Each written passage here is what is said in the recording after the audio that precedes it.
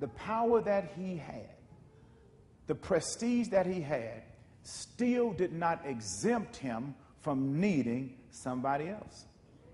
So, beloved, get over the fact that you know all of the right people, that you like to go around talking about who you know, name dropping. You know, we have people who love to name drop. They love to drop names like they know everybody, and then they'll drop it in a certain way. They'll just, in the midst of a conversation, drop somebody's name that they've been in the same building with, even if they were not on the same floor.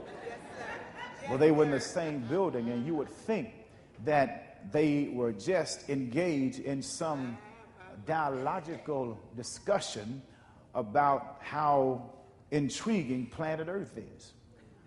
They've only seen the person in passing.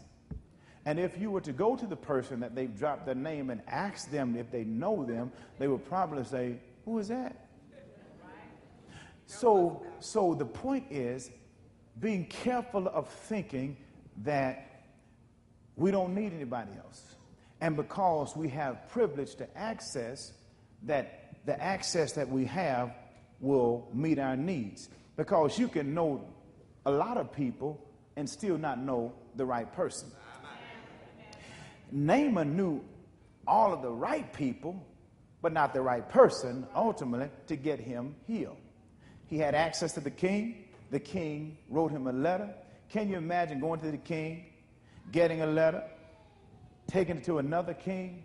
I mean, that's like going to the president, passing all of the security, knocking on the president's door, going into the Oval Office, him giving you a letter, you going to another country, meeting another national ranking officer, knocking on that ranking officer's door, going and giving them the letter. But after you leave your dignitary, go to the next dignitary, your problem is still the same. Still the same.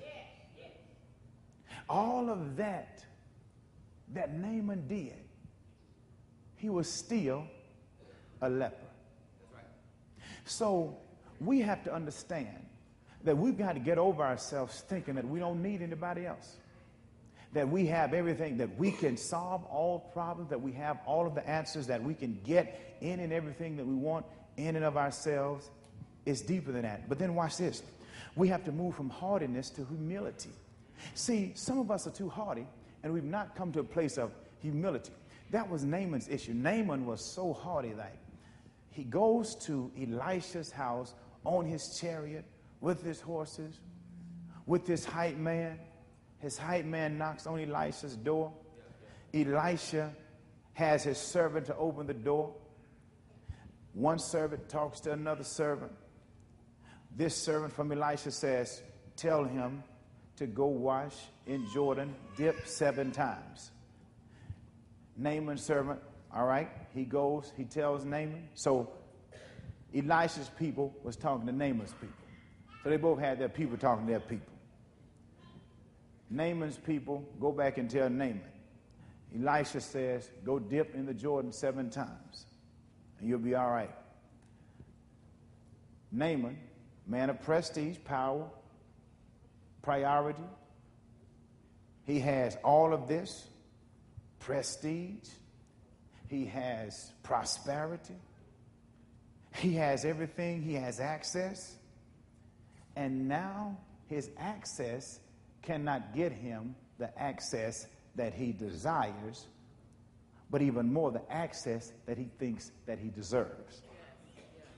So, Naaman, who's apparently a picture of haughtiness or arrogance, says, are you telling me the preacher didn't come out to talk to me? Does he know who's at his door? That he didn't come out and talk to me? I'm Naaman. I received a letter from the king of Aram to the king of Israel. I've been to the top offices of 2 of the most powerful and important people that you can imagine in our region. And he has the audacity to snub me personally. Well, the truth is this. Elisha didn't snub him. If he had snubbed him, he would not have even sent his servant to the door. Knowing this, that if there is any contact with the leper, you become ceremonially unclean. And if he would have become ceremonially unclean, he could not have performed his duties. Yet, he did not allow any of that to hinder him. He put his servant in harm's way so that somebody else could be helped. So he did not snub him. He just didn't go out and talk to him personally.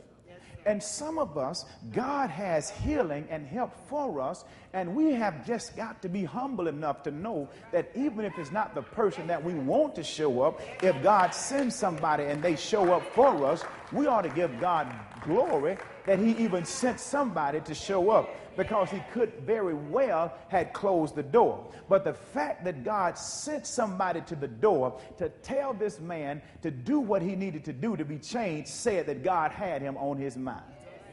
But you got to get over yourself enough to realize that it's bigger than you and it's not always about you, and sometimes see beyond what's going on in the right now and what's in the not yet and what is in what is to come. God is saying, I have something waiting on you, but you've got to get over yourself.